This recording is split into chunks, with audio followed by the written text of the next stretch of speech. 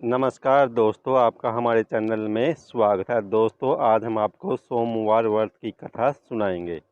एक नगर में एक धनी व्यापारी रहता था। दूर दूर तक उसका व्यापार फैला हुआ था। नगर में उस व्यापारी का सभी लोग मान सम्मान करते थे।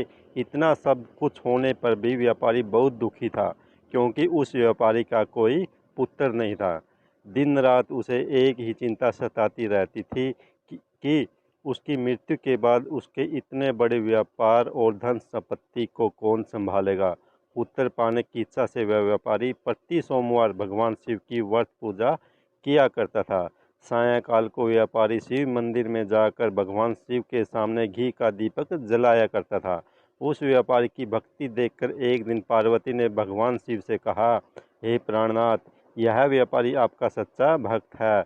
कितने दिनों से यह सोमवार का व्रत और पूजा नियमित कर रहा है। भगवान आप इस व्यापारी की मनोकामना अवश्य पूर्ण करें।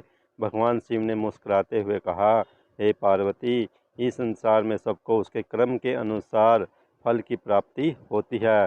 प्राणी जैसा कर्म करते हैं उन्हें वैसा ही फल प्राप्त होता है। इसके बावजूद पार्वती नहीं मानी। उन्होंने आग्रह करते हुए कहा, नहीं प्राणनाथ, आपको इस व्यापारी की इच्छा पूरी करनी ही पड़ेगी। यह आपका अनन्य भक्त है। प्रति सोमवार आपका विधि व्रत रखता है और पूजा अर्चना के बाद आपको भोग लगाकर एक समय भोजन ग्रहण करता है। आपको इसे पुत्र प्राप्ति का वरदान देना ही होगा। पार्वती का इतना आग्रह देकर भगवान शिव ने कहा, तुम्हारे आग्रह पर मैं इस व्यापारी को पुत्र प्राप्ति का वरदान देता हूँ, लेकिन इसका पुत्र 16 वर्ष से अधिक जीवित नहीं रहेगा। उसी रात भगवान शिव ने स्वप्न में उस व्यापारी को दर्शन देकर उसे पुत्र प्राप्ति का वरदान दिया और उसके पुत्र के 16 वर्ष तक जीवित रहने की बात भी बताई। भगवान के वरदान से व्यापारी को खुशी तो हुई, लेकिन पुत्र की अल्पायु की चिंता ने उस खुशी को नष्ट कर दिया। व्यापारी पहले की तरह सोमवार का विधि व्रत करता रहा। कुछ महीने पश्चात उसके घर अति सुंदर पुत्र उत्पन्न हुआ। पुत्र जन्म से व्यापारी के घर में खुशियां भर गई।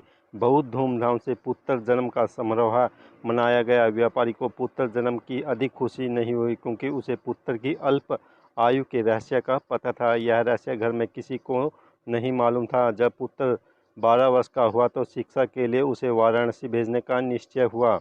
व्यापारी ने पुत्र के मामा को बुलाया और कहा कि पुत्र को शिक्षा प्राप्त करने के लिए वाराणसी छोड़ आओ। लड़का अपने मामा के साथ शिक्षा प्राप्त करने के लिए चल दिया। रास्ते में जहाँ भी मामा और भांजा रात्रि विश्राम के लिए ठहरते, वहीं यज्ञ करते और ब्राह्मणों को भोजन कराते थे। लंबी यात्रा के बाद मामा और भांजा एक नगर में पहुंचे। उस नगर के राजा की कन्या के विवाह की खुशी में पूरे नगर को सजाया गया था। निश्चित समय पर बारात आ गई, लेकिन वर का पिता अपने बेटे के एक आंख से काने होने के कारण बहुत चिंतित था। उसे इस बात का भय सता रहा था कि राजा को इस बात का पता चलने पर कहीं वह विवाह से इनकार न कर दे, इससे उसकी बदनामी होगी। वर के पिता ने लड़के को देखा तो उसके मस्तिष्क में एक विचार आया। उसने सोचा, क्यों न इस लड़के को दूल्हा बनाकर राजकुमारी से विवाह करा दूं। विवाह के बाद इसको धन देकर विदा कर दूंगा और राजकुमारी को अपने घर ले जाऊंगा। वर के पिता ने इसी संबंध में मामा से बात की। मामा ने धन मिलने के लालच में वर के पिता की बात स्वीकार कर ली। लड़के को दूल्हे के वस्त्र पहनाकर राजकुमारी से विवाह करा दिया गया। राजा ने बहुत सा धन देकर राजकुमारी को विदा किया। लड़का जब लौट रहा था तो सच नहीं छिपा सका और उसने राजकुमारी की ओढ़नी पर लिख दिया, राजकुमारी, तुम्हारा विवाह तो मेरे साथ हुआ था। मैं तो वाराणसी में शिक्षा प्राप्त करने जा रहा हूँ। अब तुम्हें जिस नवयुवक की पत्नी बनना पड़ेगा वह कान्हा है। जब राजकुमारी ने अपनी ओढ़नी पर लिखा हुआ पढ़ा तो उसने काने लड़के के साथ जाने से इनकार कर दिया। राजा ने सब बातें जानकर राजकुमारी को महल में रख लिया। उधर लड़का अपने मामा के साथ वाराणसी पहुंच गया। गुरुकुल में पढ़ना शुरू कर दिया। जब उसकी आयु 16 वर्ष हुई तो उसने एक यज्ञ किया। यज्ञ की समाप्ति पर ब्राह्मणों को भोजन कराया और खूब अन्न वस्त्र दान किए। रात को अपने शयन कक्ष में सो गया। शिव के वरदान के अनुसार शयनावस्था में ही उसके प्राण फकेरू उड़ गए। सूर्योदय पर मामा भांजे को मृत देखकर रोने पीटने लगा। आसपास के लोग भी एकत्र होकर दुख प्रकट करने लगे। मामा के रोने विलाप करने के स्वर समीप से गुजरते हुए भगवान शिव और माता पार्वती ने भी सुने।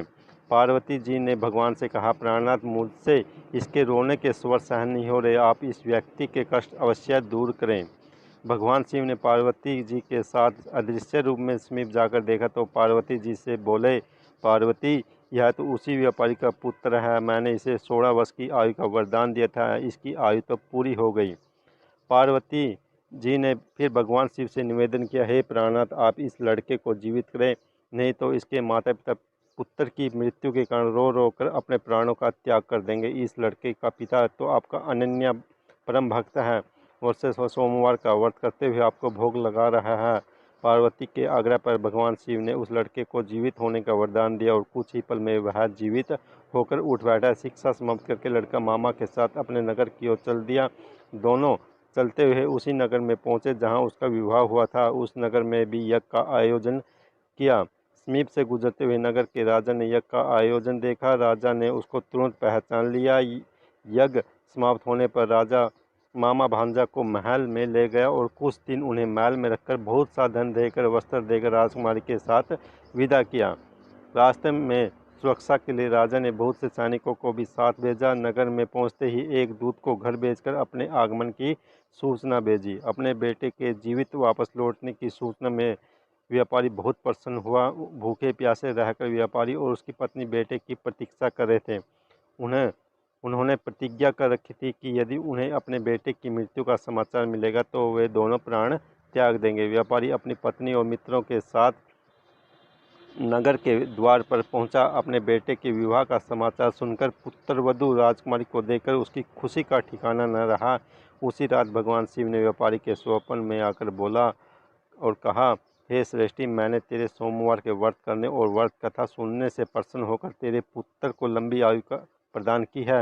व्यापारी बहुत प्रसन्न हुआ। सोमवार का व्रत करने से व्यापारी के घर में खुशियां लौट आई। शास्त्रों में लिखा है कि जो स्त्री पुरुष सोमवार का विधि व्रत करते हैं और व्रत कथा सुनते हैं उनकी सभी इच्छाएं पूरी होती हैं। धन्यवाद।